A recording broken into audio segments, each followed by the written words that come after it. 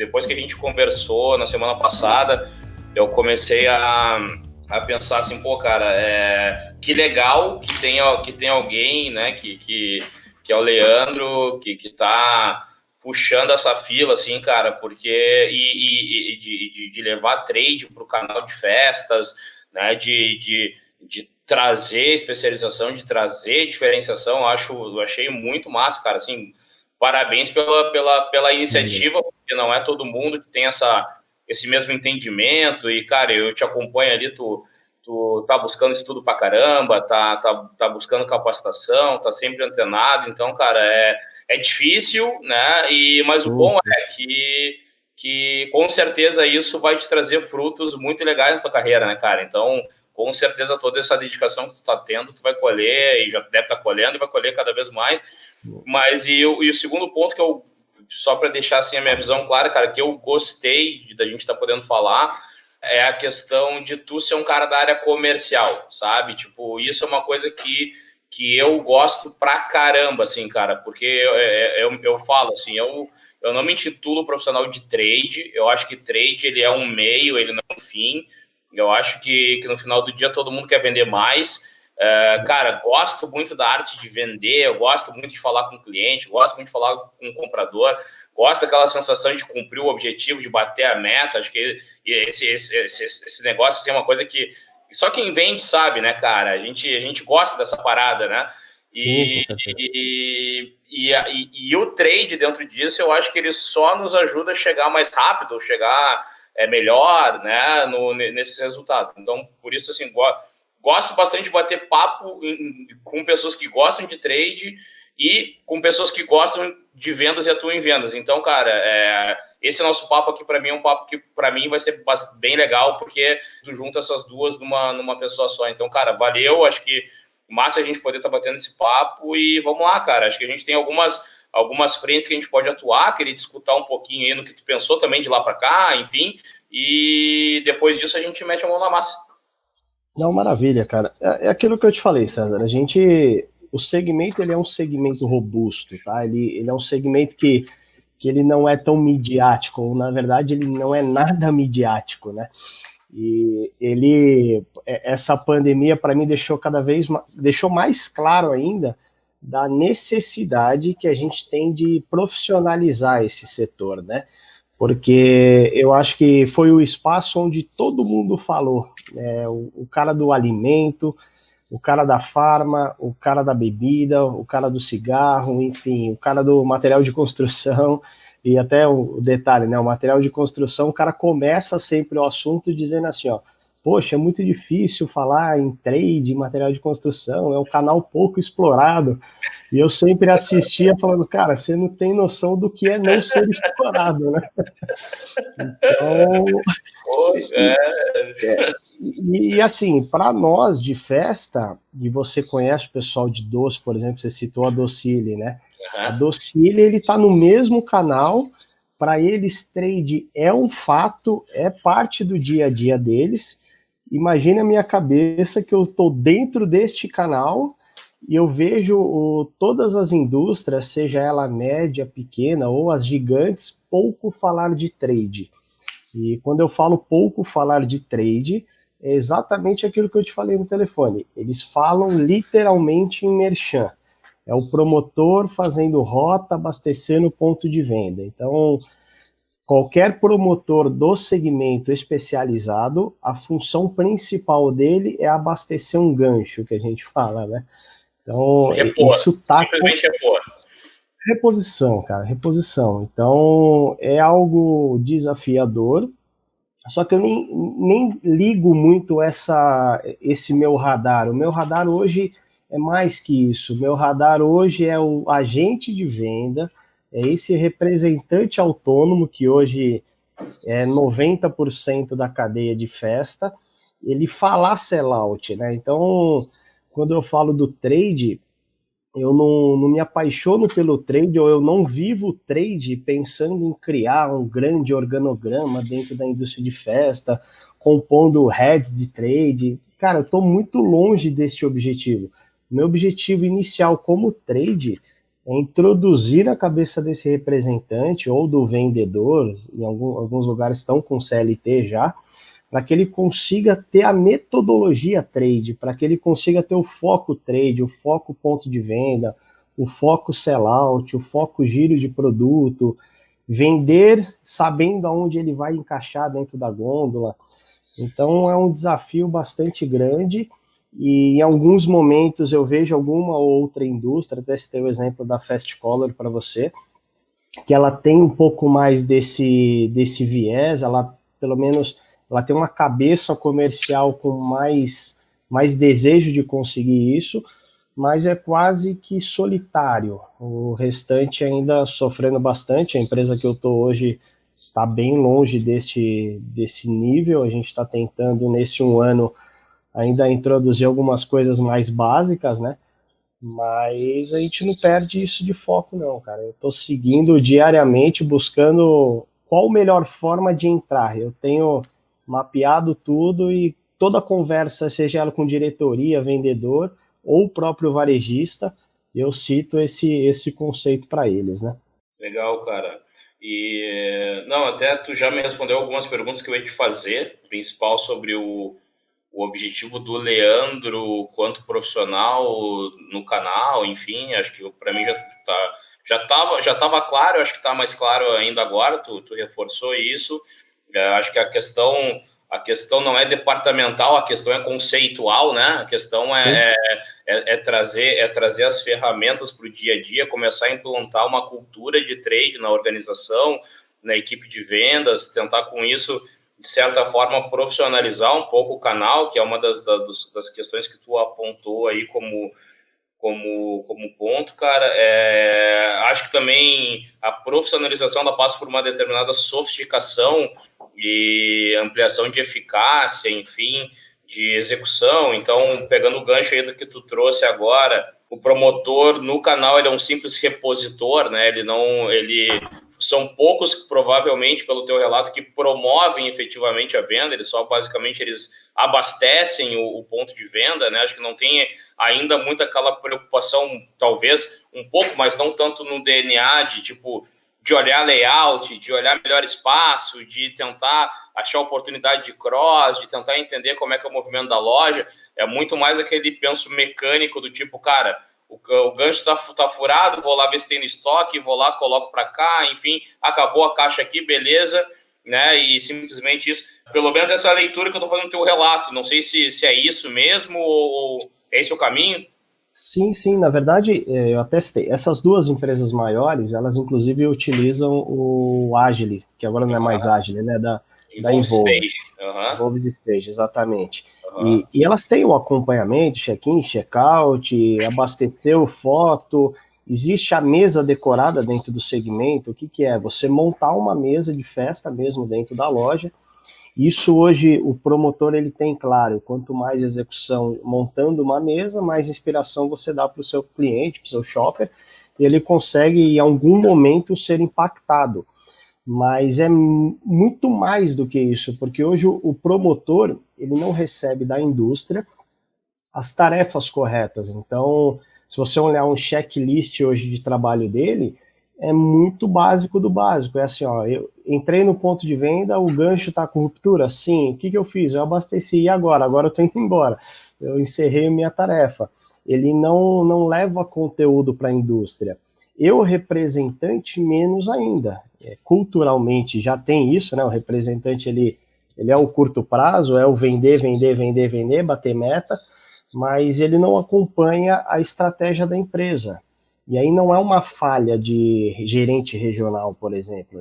Não existe essa falha de comunicação. O que falta é o trade, fazer realmente uma das suas funções. Pegar a estratégia dentro da companhia, aquela desenvolvida por marketing, e jogar dentro do ponto de venda com os agentes. Quem são os agentes? Ou representante, no caso das indústrias de festas, ou os promotores. Só que essa informação ela não existe.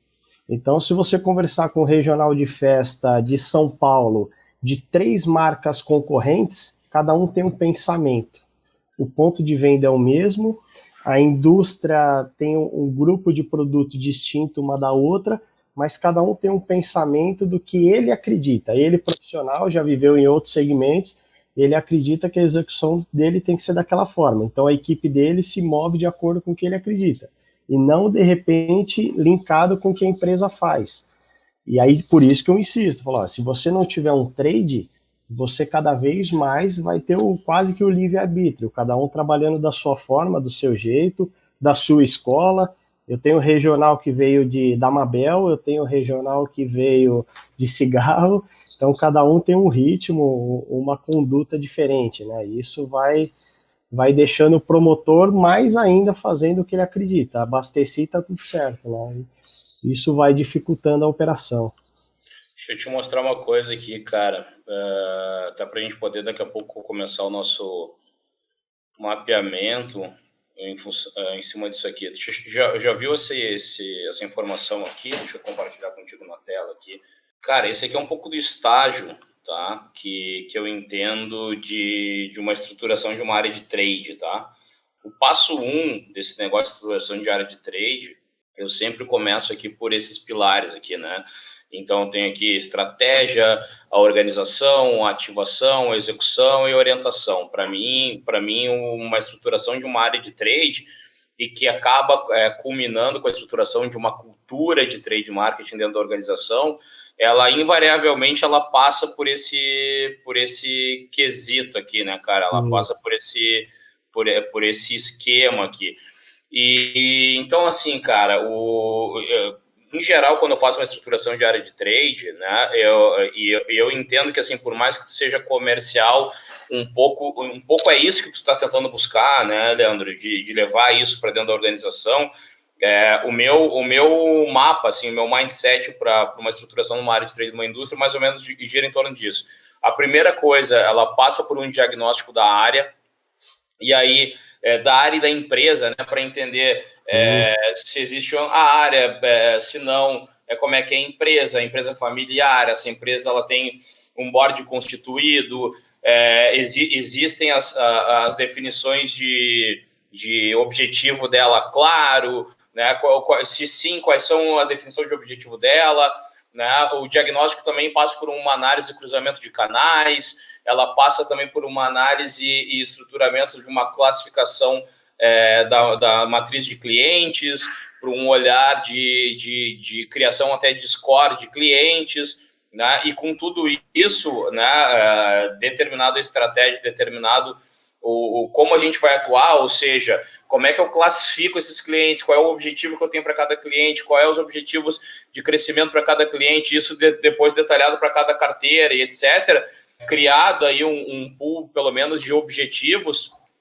A gente, em geral, quando você está fazendo uma implantação de uma área de trade numa organização, em geral, a gente leva isso para sempre de modo que gere um propósito maior para a equipe de vendas, né? E qual é esse propósito maior? O propósito maior o trade, ele está ali sendo implantado, ele está sendo ali constituído para criar planos táticos para chegar nos objetivos que os diagnósticos trouxeram para a gente. A partir disso, cara, o segundo desdobramento que acabo tendo numa implantação, que ajuda a criar essa cultura de trade na organização, é tentar pensar em mecanismos que faça com que tu não seja um reagente, né, como trade marketing ou como cultura de trade marketing, um reagente às demandas de vendas. Ou seja, eu preciso de uma ação de num determinado ponto de venda porque assim o comprador me pediu e eu preciso implantar na semana que vem, né? E aí tu fala assim, mas não é assim. Então, para tentar evitar esse tipo de situação, a gente já faz um alinhamento do calendário promocional bem detalhado, com uma visão em cima de cada um desses canais, né, um desdobramento de plano de ação em cada um desses canais, o desenvolvimento de ferramentas de apoio à venda CRM que contemplem o apoio aos objetivos que foram listados, ou seja, por exemplo, eu gostaria de me tornar liderança no canal de festas, na determinada categoria, beleza. Que estratégias decorrem disso? Cara, é aumento de participação em faturamento em cliente, é aumento de frequência e recência de vendas, né? É aumento da positivação, distribuição numérica, é estar na ponderada, enfim, criar ferramentas através do CRM, pode ser no Excel mesmo, extrai os dados ali, a gente já fiz como implantação dashboards em Excel para poder implementar e fazer essa governança cíclica com as equipes, né? A criação de KPIs para a área, para que a gente possa saber se a gente está implantando, a que velocidade a gente está implantando as ações de trade. E quando eu falo em KPIs, ainda mais em implantação, são pouquíssimos KPIs, são 1, 2, 3 no máximo KPIs para poder acompanhar. Sempre que a gente implementa uma cultura de trade, em geral, eu não gosto daquela visão dashboard que parece o cockpit da NASA, sabe? Tipo, que às vezes aquilo é mais para inglês ver do que prático. Às vezes é mais para gente dizer assim, nossa, que legal o teu dashboard. Tá, e o que tu faz com ele? Não, eu olho, né? Tipo, tá, o cara não faz nada com aquilo, ele só fica olhando um monte de gráfico mexendo. Então, eu prefiro criar KPIs para áreas simples e poucos, e a gente tenha FCA, a gente tenha desdobramento de plano de ação, fato-causação, plano de ação, enfim, para poder trazer o resultado, né? Principalmente no início, que tu está começando. Construção de cardápio de ação promocional e também, se for possível, automação do controle da equipe de merchandising, que foi o que tu falou. Por trás disso, né, a ferramenta por si só ela não resolve o problema. Eu conheço uma série de empresas, viu, Leandro, que tem as ferramentas, pode ser da Involves, pode ser de concorrentes, enfim, mas que não sabem usar, porque tem a ferramenta e simplesmente, cara, tu vai dizer assim, não, deixa eu ver o dashboard aí, do que tu acompanha. Não, eu acompanho o book de fotos. Cara, acompanhar, tu botar uma ferramenta que pode fazer tempos e movimentos, que tu pode fazer cruzamento de ROI, de investimento em ponto de venda, que tu pode fazer medição do payback do promotor, que tu pode fazer uma série de coisas que tu está usando para book de fotos, tu está usando mal a ferramenta. Então, como usar a ferramenta em prol dos KPIs da área? A revisão e o apoio do mix de material de merchandising, né? Ou seja, não só criar um mix adequado por canais que cumpram o objetivo de cada um daqueles canais, porque, por exemplo, daqui a pouco eu tenho uns materiais super legais, cara, super caros, super vistosos, só que a minha estratégia é a positivação. E se eu tenho um material de ponto de venda super caro, eu não consigo dar escalabilidade nele, porque eu não tenho orçamento para isso. Então, às vezes eu tenho que fazer um lift no material de merchandising para que eu possa cumprir o meu objetivo de vendas. Né? Ter um guia de execução pode ser simples, cara, pode ser bem simples, pode ser bem inicial, mas ter um tipo de alinhamento, porque o que acontece? Quando a gente não tem essa clareza, um passo ao direcionamento para poder cobrar, fica tudo no subjetivo. E aí, quando fica no subjetivo, acaba ficando na mão de cada um criar estratégia. Cara, eu canso de ver empresas, e não estou falando de pequenas, estou falando de grandes empresas, cara, onde tu vai numa reunião com o cara estufa o peito e fala, eu tenho aqui umas estratégias, eu tenho um plano, a visão da companhia de 5 anos, porque a gente tem aqui todos os dobramentos dos canais, é aqui onde a gente quer chegar, aí tu vai fazer rota com a equipe de vendas, nada daquilo existe, é tudo uma encheção de murcilha do caramba, e no final do dia tu vê que quem está fazendo de fato a estratégia da companhia é o representante de cada visita dele. Né? Né? Então tu tem uma construção de um guia, cara, e básico, não é, cara, não é para inglês ver, é básico. Cara, vamos combinar pelo menos isso, vamos. Conseguiu padronizar? Próximo passo, inclui mais uma coisa. Conseguiu padronizar? Próximo passo, conclui. Cara, são pequenos movimentos que fazem com que a gente ganhe escala em resultado. Tá? E aí, depois disso, a gente vai muito para treinamento e tal. O que, invariavelmente, eu vejo acontecendo o contrário, viu, Leandro, na prática. Eu vejo assim, a gente fazendo muito treinamento, muita capacitação de produto, mas sem um objetivo claro e sem uma medição clara de resultado. Se a gente não mede resultado, não demonstra uma gestão, não demonstra uma organização, uma governança, o que acaba acontecendo inconscientemente na cabeça do vendedor? Ele fala assim, cara, esses papo aí de sellout, de material de ponto de venda, é tudo para encher murcilha. Eu faço isso há uma porrada de tempo, estou vendendo aqui e continuo vendendo sem essas papagaiadas todas, e aí os caras vêm com esse papo de sellout e tal, não sei o quê. Então, enquanto a gente não está mostrando que a gente está controlando no pitch, que a gente está, cara, fazendo reunião de governança com os caras e perguntando, por que isso aqui não aconteceu? Por que isso aqui não aconteceu? Por isso que eu falo que tem que ter pouco KPI, porque se tiver muito, tu não consegue fazer isso. Né? Por que isso aconteceu? Por que isso aconteceu? O cara começa a olhar, puta, cara, esses caras estão controlando mesmo, hein? E quanto mais tu controla, mais tu começa a mostrar resultado. E aí o que acaba acontecendo? Os caras começam a pensar, meu, aquele negócio do trade não era uma febre passageira, não era papagaiada, não era papo de, como é que é, de coaching, né? Isso é real, é geração de resultado. Então, cara, eu espero um pouco assim nesse passo a passo, e aí a gente até posso te ajudar em alguma dessas partes aqui, para que a gente possa, de certa forma, começar uma trilha, e aí eu posso te dar o caminho depois para te seguir nessa trilha, mas para que a gente possa implementar uma ponta, tá? Essa é uma visão que eu gosto de mostrar, e deixa eu pegar aqui uma segunda visão, cara, que até...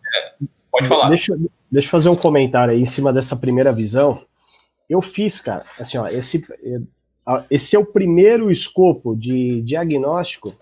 Isso eu fiz na empresa, eu fiz baseado em trade e eu apresentei final de abril, começo de maio. Eu preciso pegar a data especificamente. Legal. O que eu peguei? Imagina que eu entrei nessa empresa em junho do ano passado, em junho de 19. E passou acho que 15, 20 dias, o mapeamento comercial foi existido.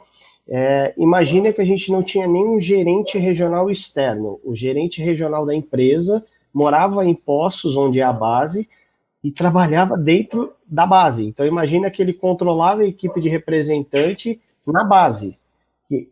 Eu gosto de falar isso para você ter uma noção do que eu estou dizendo de segmento.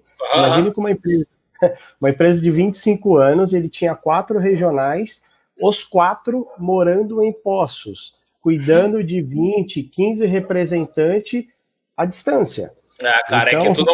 que tu não pegou, o cara foi visionário, cara, ele já estava vendo o canal online, ele já viu, não, fica todo mundo aqui que nós vamos tocar isso aqui tudo pelo Zoom e tal. Peraí que fechou a janela aqui, cara, peraí. Não, beleza. Deixa eu... Abriu. Viu, cara? Imagina, o cara tava visionário lá, cara, o cara já sabia que era tudo online, então não precisava sair de lá, cara. Exatamente, é uma loucura, cara, uma maluquice. E aí... a entrada desses regionais, então hoje eu tenho 50% dos regionais morando nos estados corretos, mas ainda tem 2 que estão morando lá. Só que o que eu estou querendo te introduzir, a partir disso, com a pandemia, eu fiz um plano para startar um trade dentro da empresa, então eu estaria abrindo mão da minha função de gerente nacional, deixando essa vaga para ser ocupada por uma outra pessoa, com o plano através de um diagnóstico para a gente introduzir um trade, cara. Então, quando você me fala assim, a fase 1, diagnóstico, eu tenho. Um dia que se eu tiver a oportunidade de te apresentar, eu te apresento. Inclusive mostrando posicionamento de concorrente, onde estamos, qual o posicionamento cultural que a gente está e aonde a gente deveria navegar, mexendo inclusive com cultura. Mas, então, assim, ó, o diagnóstico eu tenho.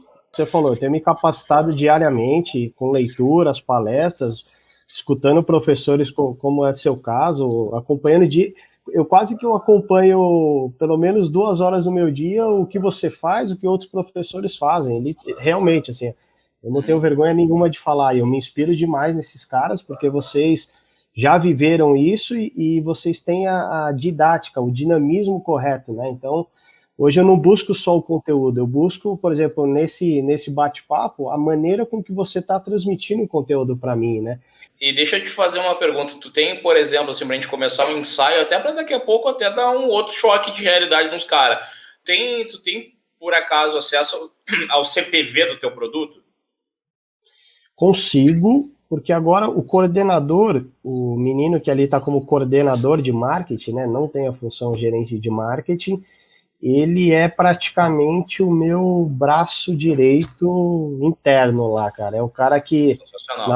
Ele está 17 anos na empresa, sempre foi de produto, mas na primeira conversa que a gente teve lá atrás, ele comprou a ideia e ele falou, cara, eu vou na sua, gostei do raciocínio, ele está redimensionando 100% das linhas, para você ter uma noção, e eu consigo alguma coisa assim, cara, consigo sim. Cara, se tu quiser, tu já ouviu falar em margem de servir? Não. Cara, para mim, tá? Para mim, ele deveria ser Cara, uma métrica básica deveria ser... Cara, a gente deveria falar de margem de servir tanto quanto fala de volume e valor. Não é básica, talvez assim pelo aquele descolamento, digamos assim, de conhecimento entre o escopo do que é exigido de vendas e o escopo da análise financeira. Às vezes são dois números que não... São dois mundos que não se conversam. Só que essa análise ela acaba virando o motor e o semáforo de trade. Por quê? Porque, cara, ter uma análise de margem de servir, ela te permite dimensionar o investimento no ponto de venda, dimensionar material de merchandising, tempo de atendimento de promotor, te permite dimensionar se o mix que tu está trabalhando está correto ou incorreto, te permite avaliar se o preço de um determinado produto dentro do mix está correto, está certo ou está errado. Te permite, através dessa mesma análise, entender qual é o produto que está com boa margem, com bom resultado, a tal ponto que tu possa direcionar campanha de vendas, campanha de aumento de sellout nesse produto para ele trazer a tua margem para cima. Então, é uma série de desdobramentos que impactam tanto em fazer uma venda melhor, quanto criar estratégias de trade mais eficazes e mais inteligentes, né? Cara, eu fiz essa implantação como executivo. No começo foi complicado, mas para te ter uma ideia de o quanto deu certo isso, basicamente toda a verba do comercial, eu era trade, toda a verba de investimento do comercial da companhia, que não era pequena, era eu que gestionava. Então, tudo ficou para mim, vendas tinha que pedir para mim dinheiro, o tamanho era o meu controle. E, cara, hoje, todo representante de vendas daquela empresa e a equipe de vendas daquela empresa recebem comissão pelo atingimento e pela margem. A tal ponto que hoje existe uma cultura do representante comercial em falar o seguinte, cara, eu não vou vender esse produto por esse preço, porque senão eu vou tomar pênalti na margem. E aí, com isso, cara, eu prefiro então nem vender. Então, olha o que é a mudança de mindset de uma equipe de vendas quando o representante fala o seguinte, eu não vou vender por esse preço, porque senão vai me prejudicar. Saca? Então cara, isso para mim assim, é transformador na execução de vendas e de trade. Dá para a gente começar num ferramental um pouco mais básico, dá para criar simuladores em cima disso. E o que conceitualmente tem uma margem de servir por trás? O que chama margem de servir? Porque é uma visão de P&L, de análise financeira, do cliente sobre a ótica do atendimento comercial, dos investimentos para a geração do negócio em si. Por isso que é a margem de servir, que a gente acaba chamando que é o custo de servir, né? O que a gente calcula nisso? A receita, né? Que é o faturamento daquele determinado cliente. A gente desconta o imposto, então olha a receita líquida. Da receita líquida, a gente tira o CPV que aquele múltiplos de produtos comprados geraram, né? Então a gente acaba tendo o lucro bruto dessa operação, e a partir do lucro bruto dessa operação, a gente desdobra em custo de atendimento comercial, então entra um rateio do vendedor, da equipe, etc, por cada cliente, entra a nota fiscal logística, entra o tempo de atendimento dos promotores, ou seja, o roteiro que os promotores fazem no ponto de venda, a gente traduz aquilo em números e inclui também para cada cliente. Se houve envio de material de ponto de venda, desconto do cliente, e aí lá no final tu vai ver quanto é que sobrou aquela operação. Ou seja, daquele pedido que eu gerei, eu entreguei, eu paguei comissão, eu paguei salário, eu paguei promotor, eu paguei material de ponto de venda, tal. Quanto é que sobrou efetivamente daquele cliente?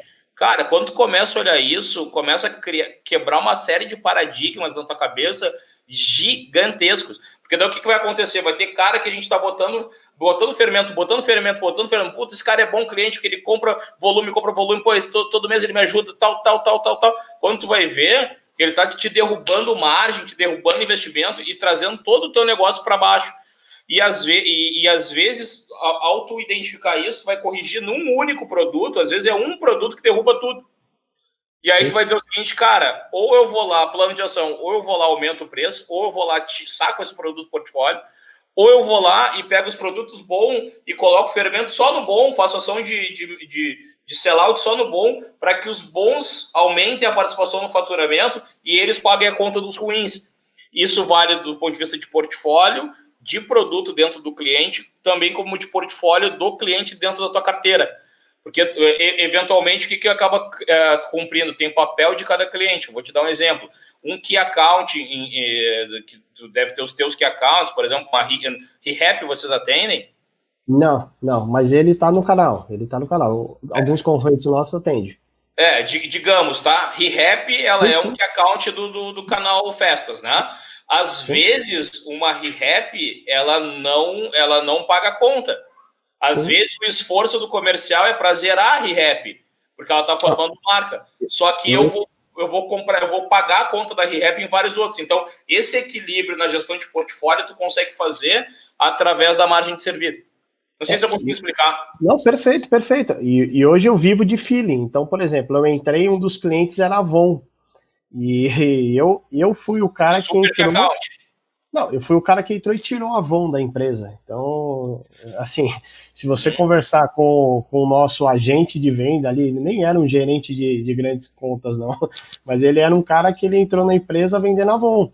E eu provei realmente, através de uma análise bem pequena, bem simples mesmo, que a gente perdia dinheiro. E perdia dinheiro pelo simples fato de que a Avon só recebia com a logística de acordo com o que eles mandavam. Então, a caixa tem que ser do tamanho que eles querem, a descrição dessa forma, o produto só pode ir nesse formato, e isso travava toda a minha operação para atendimento, por exemplo, da 25 de março, entendeu? Então, no final, o bolo de dinheiro que entregava a Avon versus o que entrega a 25, e o tempo que eu dedicava a Avon já não fechava a conta, né? Então, eu acho que é mais ou menos esse tipo de raciocínio. Mas eu diria assim, é difícil, porque hoje toda a entrada que você precisa ter de rentabilidade, eu só consegui hoje através de fatos que está ali dentro do meu sistema de venda. Mas eu acho que com o pessoal de produto a gente conseguiria talvez ter alguma coisa, né? Mas não é simples, não. Cara, se tu conseguir, se tu conseguir uma lista em Excel, código da SKU e CPV, tá? A gente, em 1 hora, a gente consegue modelar uma visão bem legal para que tu consiga levar para a companhia e começar a abrir esse debate. Aí se a companhia falar assim, que loucura isso aí, vamos aprofundar, aí depois eu te dou o caminho para aprofundar. Mas eu acho que assim, com o uma planilha onde tenha código do SKU, CPV, em 1 hora a gente faz chover. Tá. Perfeito, cara. Anotei aqui, vamos ver se pode ser um ponto de partida aí. Porque cara, e assim, te falo até para tua carreira, tá? Tu levar essa análise e os seus desdobramentos para onde tu for, cara, tu vai usar, porque essa matriz não é nem uma matriz de canal, é uma matriz de negócio, né? É uma peça financeira que se aplica a qualquer negócio, qualquer segmento. É uma visão bem executiva de vendas e de trade, e tu vai ver que tu consegue amarrar uma série de desdobramentos em cima disso, ou seja, muita coisa tu vai fazer e muita coisa tu não vai fazer muito bem embasado, dizendo assim, cara, eu não vou fazer por causa disso, ou posso fazer contanto que tu compre isso nesse volume, senão não faz sentido nenhum. Tá, não, perfeito, cara, pode ser um caminho, sim. Beleza? Cara, dá uma pensada. Tem alguma outra sugestão? Não, eu tenho uma curiosidade, na verdade, cara. Eu sempre que eu tenho a oportunidade de fazer esse tipo de pergunta, eu gosto de fazer, cara. Eu acho que eu sou bem recente em trade, tá? Mas bem recente mesmo. Eu acho que eu nasci no varejo, né, cara? Eu até 2013, eu era... Todas as fases do varejo eu passei. Estoquista, caixa, vendedor, gerente de loja, supervisor, morando em São Paulo e do segmento esportivo. Para dizer que não, eu saí um pouquinho e fui para o café, trabalhei um pouco na Starbucks, né? Legal. E aí eu fui para a indústria em 2013, final de 2013. Então talvez eu sempre tive o trade por ter vivido em ponto de venda, em chão realmente de loja, né? Só que aí em 2017 eu tive o primeiro contato com uma matéria trade marketing mesmo, né? E de lá para cá eu coloco isso como qual que é o meu manual hoje de vendas? O trade ele está ali como metodologia, né? E, e esse é o meu desafio, e eu acho que é o desafio, eu vejo professores como vocês, citei outros nomes para você aquele dia. Por que que isso não entra no DNA, principalmente de diretor comercial, de CEO da empresa? Onde está esse paradigma, cara? Porque eu não consigo não ler nada sobre trade e não associar a venda. Eu não consigo. Para mim, você falou aquele dia no telefone algo fantástico, cara. Eu adorei de ouvir. Você falou, se o vendedor entendesse de trade, não precisaria de promotor. Cara, basicamente é isso. Você precisaria de um cara para repor, porque você não poderia perder tempo, entre aspas, colocando na prateleira. Mas por que não chega isso no grandes diretores? Cara, mais ou menos assim, ó, por que a tua capacidade, a capacidade de outros promotores, de outros professores, de tanto livro que tem, cara, o que falta? A pandemia deixou claro que a briga no ponto de venda ela é mais profissional. Se o produto não gera giro, não tiver giro, não tem recompra, como é que pode, cara? O que acontece? Cara, minha visão é o seguinte: a culpa disso é de quem está no trade, passo 1, tá? A culpa do trade não subir é nossa mesmo. Essa é a minha visão. E esse é um fato para mim. Qual é a causa disso? O que causa essa não subida e o que causa a gente não conseguir escalar isso muitas vezes é porque a gente fica nessa visão de trade muito merchandeira.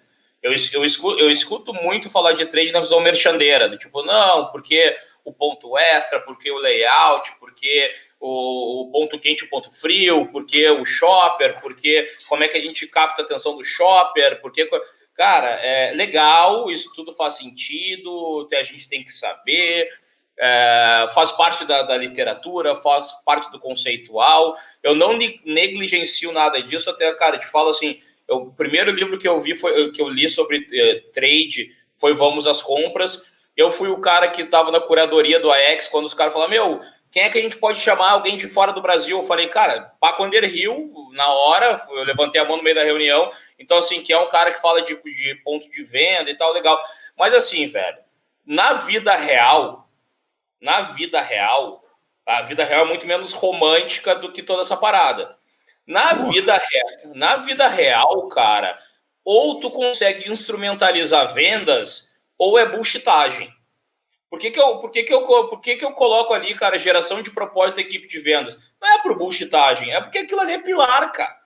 Sabe? Não é do tipo assim, não, o cara de vendas tem que entender. Cara, deveria, mas assim, se a gente que está em trade não está conseguindo conectar os dois mundos, a culpa é nossa. Então, olha só, para a gente fazer esse negócio subir, a gente tem que falar a língua dos caras, não esperar que eles façam o cursinho de inglês para falar com a gente. Entendeu? Então, assim, o que eu vejo é muita gente esperando o cara um dia dormir, o cara um dia foi dormir pensando assim, cara, eu vou ter que pedir desconto, vou ter que pedir prazo pro meu gerente para fechar a cota do mês. E no outro dia a gente quer aquele acordo falando, não, porque o shopper... Cara, esquece, velho. Ou tu ensina para ele e tu gera valor para ele. Cara, olha só, se tu usar esse ferramental aqui, ele vai te ajudar a vender mais aqui, assim, assado. Cara, e se a gente não falar de trade com a visão de vendas, não vai subir, velho. Então, assim, quando eu entrei cara, eu fui serviço, fui agência, fiz várias coisas em contas diferentes de trade, e aí fui para a indústria. Quando eu fui para a indústria, eu já tinha passado por tanta coisa dentro de trade que eu pensei, cara, agora eu vou fazer meu doutorado aqui. Eu vou colocar na prática aquilo tudo que eu vi até então. Só que como eu tenho, eu sempre considerei mais vendedor, comecei a minha carreira como vendedor, eu sempre gostei da questão do vender, eu sempre tentei codificar as duas coisas. Cara, deixa eu pegar esse conceito, deixa eu aplicar para cá. Deixa eu pegar esse conceito, deixa eu aplicar para cá. Cara, nessa empresa, quando eu sentei na cadeira lá, tinha 3 pessoas, eu e mais 2 que tocava trade. Quando eu saí dessa empresa, cara, tinha comigo, só em trade puro eram 27 pessoas. Aí contando tudo, promotor e tal, passava de 400. mas a gente tinha lá inteligência de mercado, gerenciamento de categoria, metodologia, classificação, programa de excelência. A gente traduziu uma porrada de conceito de trade em aplicação de vendas. O que acabou acontecendo? Todo o dinheiro de vendas veio para mim. Era uma ciumeira nas outras áreas, inclusive dentro da fábrica, fala assim, pô, mas só o trade contrata a gente, toda hora tô vendo gente contra, pô, mas o que tá acontecendo aí? Eu também quero trabalhar aí. Eu falei, pô, cara, tem que estudar, né? Não estudou? Se tivesse estudado, estaria no trade, mas não pode. Então, assim, começou a ter uma ciumeira, por quê? Porque a gente começou a gerar valor para vendas. Hoje, cara, tem uma porrada de amigo meu, gerente de vendas, que fala assim, cara, puta, naquela época, velho, quanta coisa a gente fez, a gente tá usando até hoje, cara, pô, já faz 3, 4 anos que saiu, a gente ainda tá usando e tal, e às vezes me ligam para trocar ideia de como a gente atuou, executou tal estratégia em tal cliente, porque, cara, se a gente não sobe, se a gente não escala o valor de trade para o negócio, ele fica nessa visão que a gente sempre tem. Então, assim, como é que a gente escala? É falando a língua de vendas. Se eu for falar a língua de merchandising e shopper, eu vou falar com essa gente. Se eu for falar da língua de vendas, eu subo. Para mim, a culpa é só nossa, sabe, Leandro? Perfeito, cara, perfeito. É legal, é até gostoso de ouvir isso, cara, porque eu tenho muito parecido com esse pensamento aí, eu vejo, não que eu critico algumas aulas, algumas palestras, algumas lives, mas eu acho que a gente precisa se adequar um pouco mais a uma coisa que você falou, a vida real, cara, porque existe um distanciamento, né? O acadêmico ele é maravilhoso, ele nos fortalece, desenvolve o nosso raciocínio, mas com tudo que eu, pelo menos, tentei transmitir para você na ligação e agora, falando do meu segmento, você imagina a minha cabeça quando eu escuto algumas palestras, algumas lives falando sobre trade, né? E então, por isso que eu gostei muito quando você falou vida real, fico bastante feliz de ouvir isso, porque é realmente o que eu vivo, assim, eu tento trazer o que eu escuto para minha vida, lógico, deixando sempre aberto a tecnologia, as coisas novas, a termologia, mas tem uma distância grande aí do que a gente tem escutado, né? Cara, e assim, mas de novo, assim, eu sempre gosto de fazer essa análise, assim, a culpa é nossa, só nossa, sabe? Porque assim, quando a gente tá pegando esses conceitos, cara, quem tem que codificar ele é a gente que tem que codificar. Então, por exemplo, cara, a gente pegar... por que eu gosto de metodologia? Porque metodologia é algo que nasce, que desenvolve, que transcende no ambiente acadêmico, né? Mas por que eu gosto de metodologia? Porque metodologia, para mim, é a parte mais vida real do que nasce na academia. Porque metodologia, ela tem por pressuposto que ela foi testada várias vezes na vida real para virar um método, porque senão não é método, né? Então para mim, assim, eu gosto de metodologia por causa disso. E segundo motivo que eu gosto de metodologia, às vezes a gente está falando de metodologia, cara, esse cara é super acadêmico, gosta de metodologia. Não, cara, que metodologia é a ciência do vagabundo. Sabe qual é? Por que é a ciência do vagabundo? Porque, cara, se alguém já testou, se alguém já tomou porrada, sabe? Sério? Já viu que o caminho é aquele, por que eu vou fazer diferente, velho? Deixa eu pegar o atalho. Se aquele cara já tomou porrada, essa porrada eu não vou tomar. Posso até tomar outra, mas essa eu não vou tomar. Perfeito. Né? E eu vou pegar um atalho e vou botar para rodar. Então, cara, para mim, a tradução mais legal do mundo acadêmico é a metodologia por causa disso. Alguém já testou no mundo real, deu certo várias vezes, foi escrito um processo e agora vamos usar, vamos adaptar para a nossa realidade. Gerenciamento de categoria nada mais é que um método.